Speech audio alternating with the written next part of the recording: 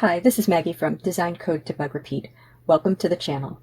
In another video, I talked about vector motion, and we wrote a little program that moved a robot toward the closest battery on the screen by calculating the vector from the robot to the battery. In Pygame version 1.9, a math module was added that includes a Vector2, a two-dimensional vector class, and they've been adding functionality to the class in subsequent versions of Pygame. Let's solve this problem again, but this time with the Vector2 class. The theory behind this is the same, so you might still want to watch the original vector motion video to understand how this works. But if you're going to be doing something that you can accomplish with the Vector2 class or other functions in the Pygame math library, you should use those. It's always better to use a well-tested and optimized library than to write code yourself. Here is the original program that doesn't use any vector motion, called batterycollector.py. This program randomly generates XY coordinates for a robot and two batteries, and then, after 2 seconds, moves the robot to the closest battery. The distance formula is used to calculate which battery is closest to the robot, and then the robot simply jumps to the new location. This image from my textbook illustrates the distance formula. Calculate the difference between the x coordinates of the 2 points and the difference between the y coordinates of the 2 points and make a right triangle with the differences as the sides, then calculate the length of the hypotenuse. That's the distance between the points. Now this program is very simple. It doesn't use any sprites. So the robot is an image and then two variables, one for the x coordinate and one for the y coordinate. And at the bottom of the game loop, we reblit the background to basically clear the screen and then blit the robot at its xy coordinates on top of that. We do the same with the batteries. The x and y coordinates are all randomly generated in two places, once before the game loop and once in the game loop every 2 seconds. In the game loop, after a second has passed, the robot moves to the closest battery. Here is where we use the distance formula to find the closest battery. But if we look at the Vector2 class, it has a distance2 method. So we can use the Vector2 class for this simple program. Let's rewrite this with the Vector2 class. Instead of keeping separate x, y coordinates for the robot and the batteries, I'm going to annotate 3 variables, robot vector, battery1 vector, and battery2 vector, of type pygame.Vector2.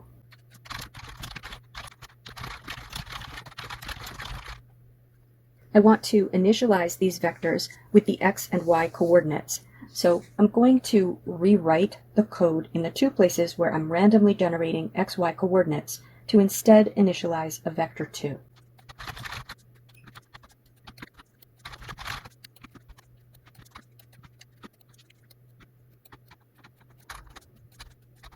So that looks like, for the robot vector equals pygame.Vector2, open paren, random.randint, 0, screen.getWidth minus robot.getWidth, random.randint, 0, screen.getHeight minus robot.getHeight, and then similar code for the 2 batteries.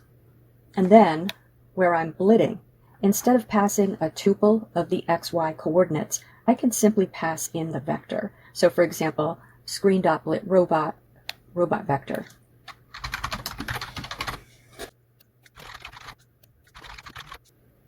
Let me just run that to demonstrate it works, although the movement code will no longer work because we're still using the coordinates there. I'm going to comment it out. Now let's fix the code that moves the robot to the closest battery. I'll uncomment it. Previously, we were using the xy coordinates and the distance formula. That is now written into the Vector2 class. We can use the distance2 method. So a method means it's a function that's attached to a particular type of variable, and we use the dot notation. To get the distance from the robot's vector to battery1's vector, I can write distance1 equals robot vector dot distance2 battery1 vector. So it's asking the robot vector, what is the distance to what we pass in as an argument, in this case the battery1 vector. Let's do the same for battery2. We can leave the comparison code if distance 1 less than distance 2.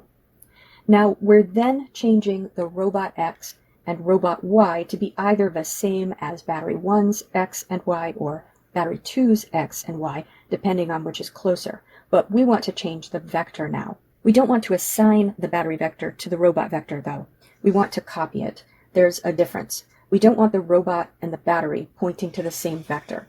In this program, it wouldn't cause a problem, but it probably will in another version. So let's copy the values from the battery vector to the robot vector by writing robot_vector.x equals battery1 vector.x, robot vector.y equals battery1 vector.y, and the same for battery2 if that's the closest battery.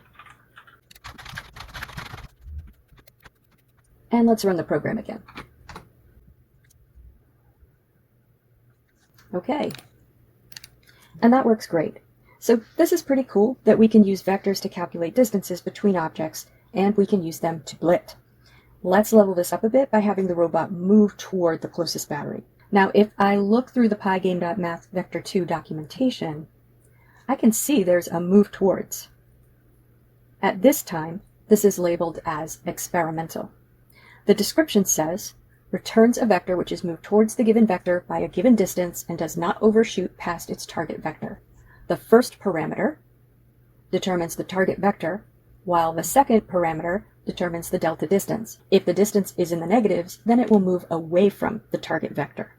Okay, can it be that easy? Not that it was so very difficult before, but let's give it a try. So in my if statement, instead of setting my robot's vector x and y to one of the battery vectors x and y, let's set a vector called target vector to be one of the battery vectors, whichever represents the closest battery. And now, we're finding the closest battery at 1 second, and we're randomly generating new locations at 2 seconds. So let's move the robot between 1 and 2 seconds. So I'll add another elif counter greater than 60. So we'll have found the target vector, but we won't yet have generated new locations, because when we do that, we reset the counter to 0. And then I'll write robot vector equals robot vector.MoveTowards. Well, wait. There's a MoveTowards IP, MoveTowards in place, which is also experimental. Let's use that one so I don't have to assign back to the vector. MoveTowards IP, target vector, and then our second parameter is the distance. Let's use 5 pixels. Well, shall we try that? I'll run the program.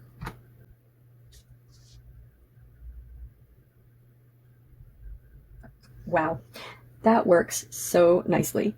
Now, if the distance is really large, the robot might not make it to the battery, but that is probably appropriate depending on the program. Things generally have a velocity they move at, or you could give the player control over that. So I'm pretty excited about this pygame.math module. Tell me what you think in the comments, and as always, have fun and keep coding.